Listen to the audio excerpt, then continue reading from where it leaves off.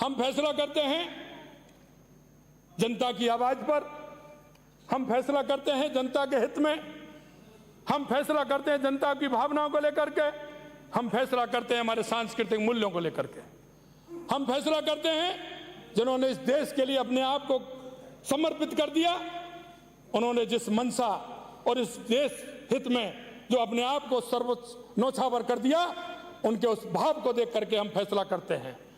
माननीय अध्यक्ष जी, क्या हार में क्या जीत में किंचित नहीं भयभीत में, हमारे सारे निर्णय जनहित और जन सामान्य से जुड़ी भावना के आधार पर होते हैं। हमने असीम आस्था के केंद्रों पर आपकी तरह राजनीति नहीं की। हमने रामलला की भूमि अयोध्या को सजाया, काशी विश्वनाथ को सजाया और भगवान कृष्ण की भूमि मथुरा विष्णुपद मंदिर, गया राजगीर और महाबोध मंदिर बोध गया को भी सजाएंगे, क्योंकि ये हमारे सांस्कृतिक आस्था के केंद्र हैं। आपने देखा होगा G20 हुआ था, G20 हुआ था, किस तरह से आपने देखा कि जब भी कोई अगर बाहर का व्यक्ति आता था उनको क्या देते थे, लेकिन आज देश के यशस्वी प्रधानमंत्री नरेंद्र मोदी जी ने हमारी वो सांस्कृतिक विरासत, बोध गया का वो हमारा विश्वविद्यालय, नालंदा का विश्वविद्यालय, बोध गया का हमारा वो सांस्कृतिक केंद्र दिखाने का काम किया। मैं आपसे कहना चाहता हूं कि जिस व्यक्ति को अपनी विरासत पर अगर गर्व नहीं हो तो उसका कोई हक नहीं है कि वो अपने जीवन में ये भारत मां के प्रति अपना कर्तव्य निभा सके। मैं आपसे कह सकता हूं माननीय अध्यक्ष जी, मैं यही कहना चाहता हूं, जब छोड़ सुख की कामना आरंभ कर दी साधना, संघर्ष पथ पर बढ़ चले, फिर जीत क्या फिर हार क्या। माननीय अध्यक्ष जी, अब मैं पुनः राज्य के बजट से संबंधित आंकड़ों पर की गई टिप्पणियों के साथ कि राजस्थान विनियोग विधेयक 2024 संख्या 4 तथा वित्त विधेयक 2024 संख्या 5 के प्रमुख बिंदुओं के बारे में चर्चा करना चाहूंगा।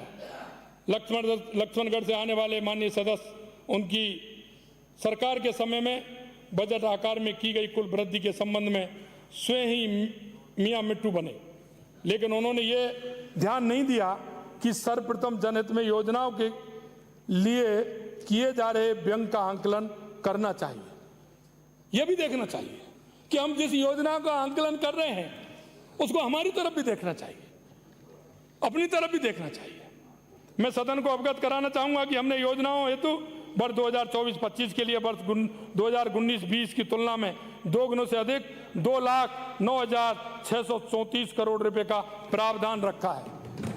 नेता प्रतिपक्ष और कोटा उत्तर से आने वाले माननीय सदस्यों ने यह भी कहा कि हमने कुछ विभाग योजनाओं को बजट प्रावधान घटा दिया है। माननीय प्रतिपक्ष के नेताजी ने कहा कि हमने कुछ बजट घटाया।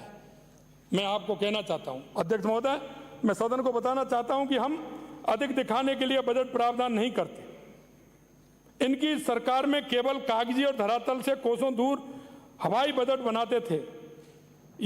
मैं नेता प्रतिपक्ष द्वारा सदन में बोले गए प्रावधान के आंकड़े के क्रम में स्पष्ट करना चाहूंगा कि इनकी सरकार द्वारा स्वच्छ भारत मिशन के लिए वर्ष 2023-24 में से 1,145 करोड़ 65 लाख रुपए का प्रावधान किया गया था, जिसमें वास्तविक व्यय केवल 131 करोड़ 23 लाख रुपए का ही हुआ। ये दिखाने के लिए नहीं, मैं योजना बड़ी बना दूं, मैं ये कह दूं इसमें मेरा इतना है, लेकिन अंत में तो ये देखना पड़ेगा कि उस योजना का लाभ कितना लिया, उसमें से खर्चा कितना किया, जनता को लाभ कितना मिला। ये नहीं देखेंगे क्या? यही देखेंगे कितना हो गया मेरा। अब तो विद्याधर जी गर्दन हिला रहे हैं, समझ में आ रहा है? ठीक है, बहुत बहुत धन्यवाद, अब समझ में आ रहा है। इसी प्रकार माननीय मुख्यमंत्री, इसी प्रकार मुख्यमंत्री ग्रामीण रोजगार गारंटी योजना के अंतर्गत वर्ष 2023-24 में 600 करोड़ रुपए का प्रावधान किया था, जबकि वास्तविक व्यय केवल 23-24 में वास्तविक व्यय केवल 36 करोड़ 13 लाख रुपए, यानी 6% हुआ था, 6% हुआ था। कई हुआ? माननीय नेता प्रतिपक्ष कृपया ध्यान दें, मात्र 6% ही खर्च किया। आपका प्रावधान गलत था, या आपका आंकलन गलत था, या आपका खर्च नहीं करना चाहते थे, या फिर आप जनता को गुमराह कर रहे थे। हम आपकी तरह काल्पनिक बजट प्रस्तुत नहीं करते, बल्कि वास्तविक और आवश्यकताओं का आकलन कर राज्य की जनता के विकास हेतु बजट प्रावधान करते हैं।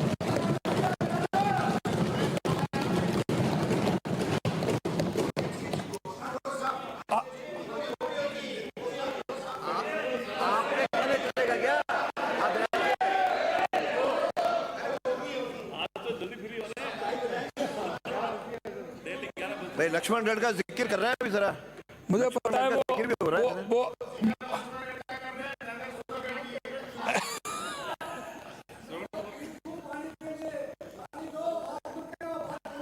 हम जहाँ वो भी आएगा।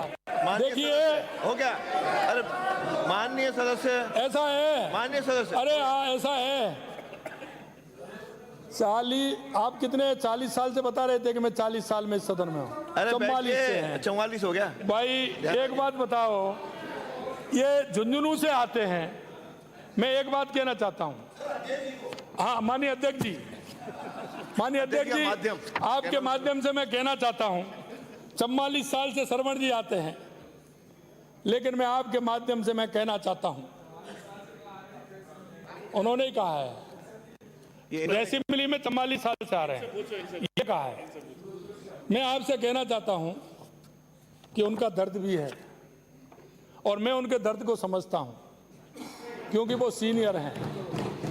मैं एक बात कहना चाहता हूं कि मेरे से एक दिन और कहा था कि मैं 44 साल से इस सदन में हूं, मेरी पीड़ा है।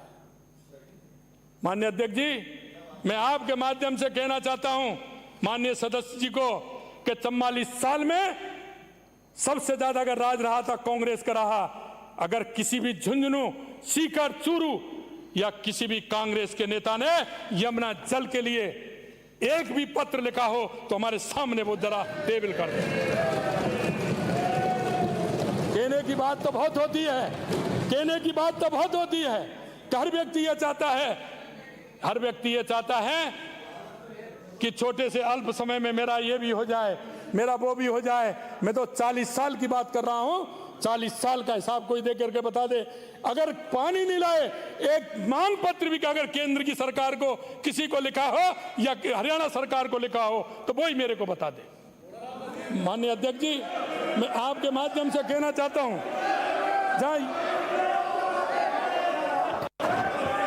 बैठिए, हम ही पिलाएंगे आपको, हम ही जल पिलाएंगे आपको। बैठिए, बैठिए, आपसे कहा है हम ही पिलाएंगे जल आपको, हम पिलाएंगे जल। आपको क्या हो गया? हम जहाँ युवाओं को सुरक्षित भविष्य एवं उनके रोजगार के लिए बता देंगे। माननीय अध्यक्ष जी, हम सदन में बैठते हैं, हम सदन में बैठते हैं, जनता की अपेक्षाओं पर खरा उतरने की बात भी हम करते हैं। जहाँ बात आती है युवाओं की बात भी करते हैं। युवाओं को ये होना चाहिए, युवाओं को ये होना चाहिए, युवाओं को ये करना चाहिए। अध्यक्ष जी, आपके माध्यम से मैं कहना चाहता हूं कि हम युवाओं को सुरक्षित भविष्य एवं उनके रोजगार के लिए चिंतित हैं। वहीं दूसरी ओर विपक्ष के माननीय सदस्य इस दिशा में सहयोग देने के बजाय भ्रम फैलाने की राजनीति ये कहकर कर रहे हैं कि 1 साल में 1 लाख लोगों की भर्ती पर कैसे रोजगार देंगे। अरे हम बता रहे ना आपको, हम कह रहे हैं तो हमको करनी है, तुम सुन तो रहो, उसकी सुनो तो सही। पहले वो कह रहे हैं, आपने कहा ERCP पर आपने कह दिया कि आप कौन होते हैं। माननीय अध्यक्ष जी, आपके माध्यम से मैं कहना चाहता हूं, मैंने ये कहा था और आज भी मैं कहना चाहता हूं कि ERCP प्रारंभ की थी तो हमारी सरकार ने की थी, उसका प्रारंभ किया था तो हमारी सरकार ने किया था, उसका पानी का बजट कहीं कोई आवंटन था तो हमारी सरकार के द्वारा था, हमारी वसुंधरा जी सरकार में हुआ था। लेकिन मैं आपसे पूछना चाहता हूं, आप उस दिन मेरे से पूछ रहे थे कि आप बताइए। मैंने कहा आप जिसकी बात कर रहे हैं वो मेरे को आप बता दीजिए। मैंने ये नहीं कहा, मैंने ये कहा कि आपने क्या किया वो मेरे को बता दीजिए, आपने कौन से किया था वो मेरे को बता दीजिए, मैंने इसमें कौन सा गलत कह दिया। आज माननीय प्रतिपक्ष के नेताजी ने कहा एमओयू आपने नहीं किया, वो हमने किया है, वो हमने किया है, आपने नहीं किया, आपने नहीं किया, आपने नहीं किया, आपने कहीं कहाँ किया। अरे मेरे को मैंने पहले भी कहा था भाई, अरे मैंने पहले भी कहा था वातावरण बनाइए। ये भी कह रहे थे, सबने सुना है, वो भी कह रहे हैं, सुनिए। अध्यक्ष जी मैं एक बात अध्यक्ष जी मैं आपसे कहना चाहता हूं, मैंने उस दिन भी सदन में कहा था, आपने अगर पानी बंटवारे का कोई एमओयू किया है, एमओयू तो मेरे को एक कॉपी दे दीजिए उसकी। उस दिन भी कहा था और आज भी मैं कहना चाहता हूं, दोहराना चाहता हूं, सदन को गुमराह करने की आवश्यकता नहीं है। अगर आपने कोई एमओयू किया है ईआरसीपी को लेकर के तो हमको बता दें आप, यह गलत है। आप कह रहे थे, वही बात मैंने कही थी, आप मेरे से कह रहे थे इतना लाइए, इतना लाइए, मैंने कहा आपको बताइए कितना करना है। उस दिन भी कहा, आज भी मैं कह रहा हूं, मैं आपसे कहा, उस दिन भी मैंने कहा और आज भी मैं कह रहा हूं। माननीय अध्यक्ष जी ये हमेशा भ्रम फैलाने का काम करते हैं और मैं आपसे कहना चाहता हूं कि 1 साल में 1 लाख की भर्ती आप कैसे रोजगार देंगे। अध्यक्ष महोदय, मैं आपके माध्यम से सदन को अवगत कराना चाहूंगा कि हम जो कहते हैं वो करके दिखाते हैं। हम युवाओं को रोजगार देने के लिए प्रतिबद्ध हैं। मैं हमारे चिंतित सदस्यों को इस वर्ष समयबद्ध रूप से की जाने वाली कुछ भर्तियों का उदाहरण देना चाहता हूं और कुछ भर्तियों को आगे आपको उदाहरण मिल जाएगा। आप चिंता मत करिए, जो जनता से हमने एक वादा किया उसको हम पूरा करेंगे, ये हम सदन को विश्वास दिलाते हैं। माननीय अध्यक्ष जी 4197 कनिष्ठ लिपिक दिनांक 13 फरवरी 2024 को निकाली हमने, ये भैया नोट करते जाए। 2500 हमारे पास तो है ही, मैं प्रतिपक्ष के नेताजी से कह रहा हूं, 2500 कनिष्ठ अनुदेशक कौशल एवं रोजगार विभाग 11 मार्च 2024, 1000 चिकित्सा शिक्षक विज्ञापन 6 मार्च 2024, 25 जनवरी 2024 से 6 मार्च, ये मैं आपको बता रहा हूं। 3415 सूचना सहायक, 5934 पशु परिचर, 24,797 सफाई कर्मचारी। माननीय अध्यक्ष जी, अध्यक्ष महोदय, मैं आपके माध्यम से सदन को अवगत कराना चाहूंगा कि हम हमारे कार्यकाल में इसी अल्प अवधि में 45,000 से अधिक पदों के लिए भर्तियों के विज्ञापन प्रकाशित कर चुके हैं तथा इसी अवधि में 20,000 युवाओं को सरकारी नौकरी प्राप्त भी हो चुकी है। मैं यहाँ पर अपने विपक्ष के साथियों को यह भी याद दिलाना चाहूंगा कि इनमें से कुछ भर्तियां वे भी हैं जिनकी हवाई घोषणाएं तो उनकी सरकार ने की थी, लेकिन युवाओं के हित में एवं सरकारी कार्यालयों की दक्षता बढ़ाने के लिए अमली जामा उसको हम पहनाने का काम कर रहे हैं। अब ये कहते हैं ये तो हमारे हैं। अरे हमने आपसे मना किया था क्या? हमने आपको मना किया क्या? आप समय से निकालते, समय से भर्ती किए थे, आपके खाते में जाएंगी। कौन मना कर रहा है? हम कह रहे हैं आपको, हमने जगह निकाली है, समय से भरेंगे। युवाओं को जो सपने युवाओं ने देखे उनके सपनों को पूरा करेंगे। मैं आपसे कहना चाहता हूं, जब नाव जल में छोड़ दी, अध्यक्ष जी, जब नाव जल में छोड़ दी, तूफान में ही मोड़ दी, दे दी चुनौती सिंध को, फिर पार क्या मझधार का।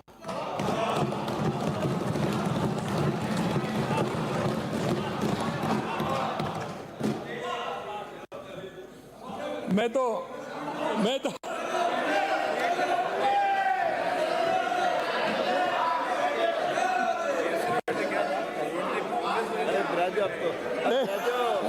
ऐसा है, आप जब मेरे से बात करते हैं, अरे श्रीण माननीय सदस्य ब्राजो, माननीय सर, अरे आप चिंता क्यों कर रहे हैं? मैंने कहा ना आपको पानी हम ही पिलाएंगे। बार खड़े मत हो, एक बार हो गए, 2 बार हो गए, बैठिए। अध्यक्ष जी ये कहेंगे माननीय सदस्य, आपको जल पिलाने का काम हम ही करेंगे, पानी तो वो पिलाएंगे आपको। अरे सरवण जी मेरी बात सुनिए, पानी तो वो पिलाएंगे आपको, जल में पिला दूंगा।